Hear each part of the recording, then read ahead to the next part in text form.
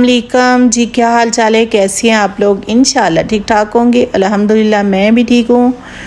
तो यहाँ पे जी बनाएंगे हम पुलाव बहुत मज़े का बनता है और सर्दी के ख़ास तोहफे हैं। तो मैंने लिया एक प्याज, उसको ऐड कर दिया घी में, साथ लिया ज़ीरा, लौंग, लाची और बादाम का फूल, साथ मैंने बारीक बारीक कट करके लहसुन ऐड कर दिया।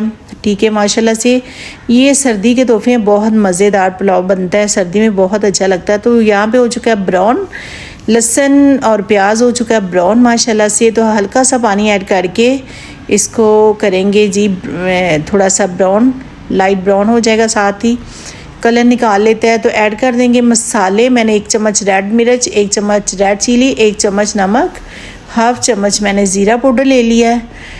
तो यहाँ पे जी ऐड करेंगे मटर जो है फ्रीज़र में रखती हूँ, तो इसलिए मैंने पानी में डिप करके थोड़ी देर रखी है, वो धो के फिर ऐड किए हैं।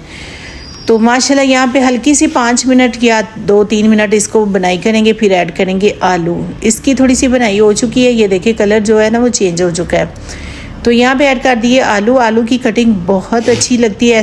ऐसे जो बच्चे नहीं खाते, चावल नहीं खाते या कुछ भी सब्जियों को पसंद नहीं करते, तो माशाल्लाह यहाँ पे सब कुछ खाएंगे क्योंकि बहुत अच्छे लग रहे हैं, जैसे चिप्स की कटिंग है।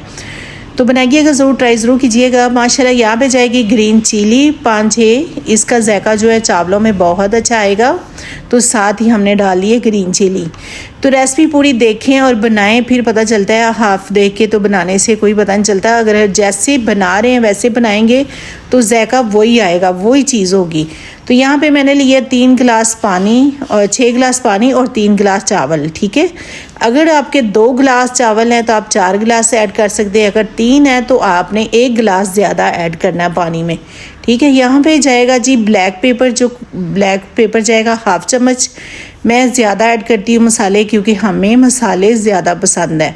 ठीक है, स्पाइसी हम लोग खाते हैं। तो माशाल्लाह आप अपने हिसाब से मसाले ऐड कीजिएगा।